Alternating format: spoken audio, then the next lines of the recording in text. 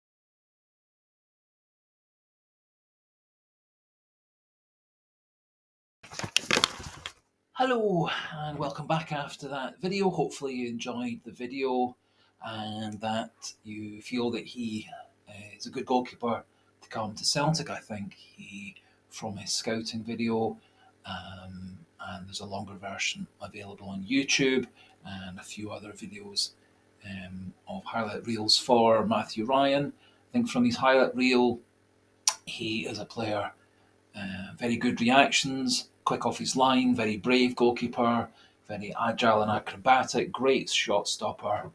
Um, also, if you watch the extended video about him through Ultras FC TV, good at distributing the ball, is the current Australian captain, has played 86 internationals for Australia, has played at 3 different World Cups, and clearly has great leadership skills. Only slight concern is that just a wee bit over 6 foot tall, there might be some concerns about his command of the box, coming for crosses and high balls into the box. Although his very quick reactions for saving shots and headers from close distance compensates for that.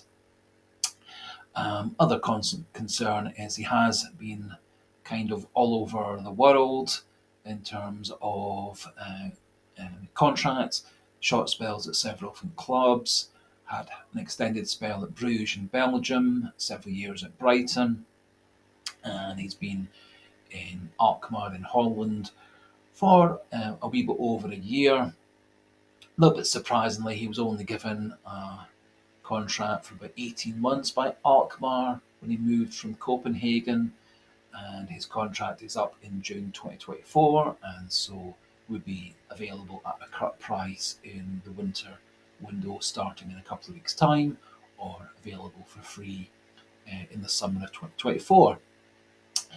According to Salary Sport website, he's on between £7,000 and £8,000 per week at Alkmaar, and so would be well within Celtic's budget to increase his weekly wages up to maybe double that, which would bring him in line with what Joe Hart and Benjamin Siegrist currently are on at Celtic. I would be delighted to see what your own thoughts are regarding Mathew Ryan, or if there are any other goalkeepers you feel Celtic should be going for. Other names that have been linked with Celtic: Andre Lunin, who for me seems more likely to be going to one of the other big Spanish clubs when his Real Madrid contract ends. Liam Kelly at Motherwell, his contract's up at the end of this season coming. He, of course, would be a Scottish goalkeeper and helping us with UEFA quotas. And another Scottish goalkeeper also that has been linked with Celtic is Angus Gunn, currently Scotland's #1 goalkeeper, playing for Norwich in the Championship. And Gunn's contract will be up in about 18 months, and so Norwich may well be looking to move him on in the summer of 2024. And I think Gunn would be happy to come back to Scotland, the land of his dad, who was a great servant of Aberdeen in their glory years. And I think also Gunn is a very good goalkeeper, and all of them would be upgrades on Joe Hart. And for me, the central striker role and the goalkeeper role are by far the most important for us to improve on in the January window, as I think we do have options and alternatives in midfield and in central defence and at fullbacks as well. But for me, goalkeeper and third striker are the two most imperative places. Now, no further updates on any transfers in and out. No movement on Keysgarden or Arojo. No other players being strongly linked with Celtic currently. In terms of players leaving, the usual names: Siegrist, McCarthy, Burnaby, Ideguchi, all being put forward. Burnaby as well, Kobayashi, Also, a couple of other names likely, I think, to be leaving: Mikey Johnston and David Turnbull. I think Mikey Johnston needs to move on to resurrect his career. I think he is a recurring disappointment at Celtic. Tons and tons of chances over the last 7 years and just has never taken any of them. Half a good one good half against St Johnstone, and then a string of dismal performances against Hibs, Kilmarnock, Hearts, and Feyenoord. He's pretty typical of Mikey Johnston. David Turnbull, despite what appears to be a very generous offer for 3 to 4 more years at Celtic, seems desperate to get away from Celtic, and so I would be very keen for Celtic to move him on in the winter window. And it's said that moving on, Siegrist, Burnaby, Kobayashi, McCarthy, and releasing Phillips back to Liverpool, and with Turnbull going as well, and Johnson going, would take £93,000 off Celtic's weekly wages bill, and that, of course, would then allow us to sign 3 or 4 good quality players on a generous weekly wage. So that just about brings us to the end of today's video. If you haven't already, please do click that subscribe button. I promise I will try and be more cheery and bright and a bit less boring. And it is something that I am trying to address and will be practicing a bit over the Christmas and New Year holidays. Also, as always, delighted to see any kind of comments, thoughts, opinions, either regarding the topic of the video or Celtic in general, and so do feel to drop those comments into the comment section, and I'll get back either through the reply section or address those in future videos. So for today, thanks for listening, thanks for watching, chat again tomorrow, and hail, hail!